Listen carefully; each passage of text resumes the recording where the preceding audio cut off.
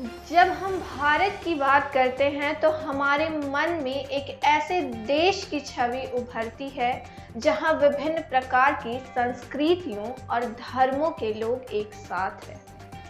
सच कहा जाए तो भारत बहुत पुराने समय से एक बहुसांस्कृतिक और बहुधार्मिक देश रहा है।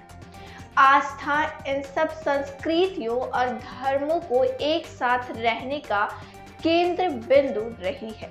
इस आस्था ने समय समय पर समाज को राह दिखाई है और लोगों को ईमानदार बनाया। नमस्कार, मैं वर्षा जायसवाल और आप देख रहे हैं इंडिया रिपोर्ट। किंतु अगर यह आस्था अंधभक्ति में तब्दील हो जाए तो क्या होता है?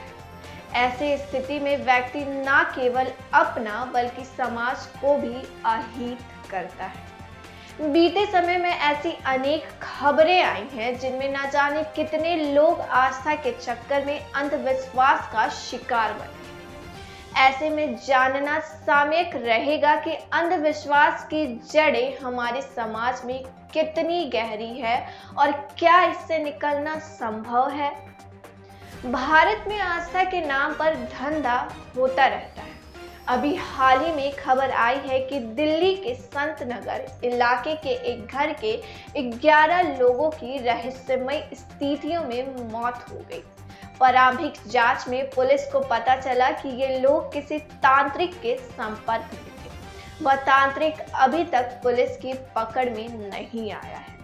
यह तो एक खबर है, ऐसे न जाने कितने ढोंगी बाबा आस्था का सहारा लेकर अपना धंधा चमका रहे हैं।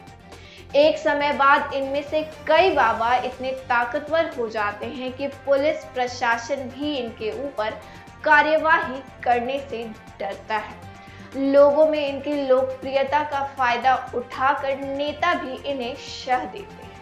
इसका ताजा उदाहरण है गुरमीत राम रहीम सिंह नाम का बाबा। राम रहीम को एक बलात्कार के मामले में दोषी पाया गया और 20 साल कैद में रहने की सजा मिली। वह डेरा सच्चा सौदा नाम की एक संस्था चलाता था। अंधविश्वास के नाम पर इसने लाखों की संख्या में अनुयायी बना रखे थे। जिस दिन इसके केस की सुनवाई हो रही थी उस दिन इसके करीब 2 लाख अनुयायियों ने कोर्ट को घेर रखा था। ये अनुयायी अंधभक्त में इतने तालीन थे कि बाबा को सजा मिलने के बाद उन्होंने विरोध में भीषण हिंसा किया। ये अनुयायी अंधभक्ति में इतने अंधे हो चुके थे कि उन्होंने न सिर्फ पुलिस की गाड़ियों में आग लगाई बल्कि बच्चों की स्कूल बस पर भी पत्थर बरसाए। उसके बाद आसाराम का मामला कौन नहीं जानता है। कहा जाता है कि वह सत्संग के समय जिस किसी लड़की पर फूल फेंकता था उसे वह लड़की यौन उत्पीड़न के लिए उपलब्ध कराई जाती थी। उसने ऐसी न जानी कितनी लड़कियों का आस्था के नाम पर यौन शोषण किया। दिल्ली पुलिस ने अगस्त 2013 में आसाराम पर एक 16 साल की लड़की का बलात्कार करने का केस दर्ज किया था। कहा जाता है कि लड़की की बुरी प्रवृत्तियों को नष्ट करने के बहाने आसाराम ने उसका बलात्कार किया। आगे आसाराम पर आरोप साबित हुआ और उसे आजीवन कारावास की सजा मिली। अब हम उस बात पर आते हैं जहां लोग अंधविश्वास के चक्कर में जान लेने और देने तक को तैयार हो जाते हैं। हमारे देश में अनेक ऐसे मामले भी सामने आए हैं जिनमें बात जान लेने और देने तक पहुंच गई। इससे पता चलता है कि अंधविश्वास हमारे समाज में बहुत भीतर तक व्याप्त है। ऐसे उदाहरण तो अनेक है। इनमें से एक प्रमुख मामला 2011 में केरल स्थित सबरीमाला मंदिर के पास स्थित एक दर्शन स्थल से जुड़ा हुआ है।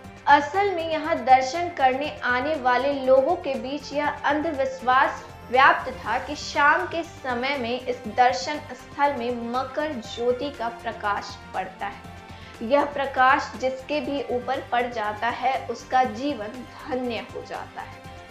ऐसे में जब प्रकाश आने का समय हुआ तो सब लोग उस स्थान की तरफ भागे। आगे भगदड़ मच गई तो 102 श्रद्धालु मारे गए। बाद में पता चला कि उस दर्शन स्थल के आसपास रहने वाले आदिवासी शाम के समय अपने घरों में प्रकाश की व्यवस्था करते हैं, तो उसका एक हिस्सा दर्शन स्थल पर भी आ जाता है। इसके अलावा ऐसी भी न जाने कितनी खबरें आती रहती हैं जिनसे पता चलता है कि लोगों ने किसी औरत को चुड़ैल बताकर मार दिया। एक रिपोर्ट के मुताबिक 2000 से 2016 के बीच ऐसे करीब 2500 औरतों को चुड़ैल बताकर मार दिया गया। तो आइए जानते हैं हमारा धर्म क्या कहता है इस बारे में। कर्मण्येवाधिकारस्ते मा फलेषु कदाचन मा कर्म फल हेतु भूर्मते षडो सत्व कर्मिणी। अर्थात ये गीता का एक मूल श्लोक है। यह कहता है कि एक व्यक्ति का केवल धर्म करने में ही अधिकार है। उसे बस अपना कर्म करते रहना चाहिए और फल की चिंता नहीं करनी चाहिए। अगर लोग इस श्लोक को ही अपने जीवन में उतार ले तो अंधविश्वास से बचा जा सकता है। हिंदू धर्म की मान्यता के अनुसार यह बात श्री कृष्ण ने अर्जुन से द्वापर युग में कही थी। वहीं त्रेता युग में गोस्वामी तुलसीदास अपनी लिखी रामचरितमानस में कहते हैं, कर्म प्रधान विश्व रची राखा, जो जस करे सो तस फल चाखा। अर्थात व्यक्ति को केवल अपने कर्मों में विश्वास रखना चाहिए। जो जैसा कर्म करेगा उसे वैसा ही फल मिलेगा। दूसरे शब्दों में कहे तो हमें किसी अंधविश्वास के चक्कर में ना फंसकर मेहनत और लगन से अपने और दूसरों के जीवन को सुगम बनाना चाहिए। अर्थात दूसरों के जीवन को अच्छा बनाना चाहिए। धर्म में इतर आज हमें अंधविश्वास से लड़ने के लिए वैज्ञानिक शिक्षा और विकास की जरूरत है। तर्क संगत शिक्षा से हमारा समाज जागरूक होगा और विकास से गरीब लोगों को जीवन उपयोगी संसाधन उपलब्ध होगा।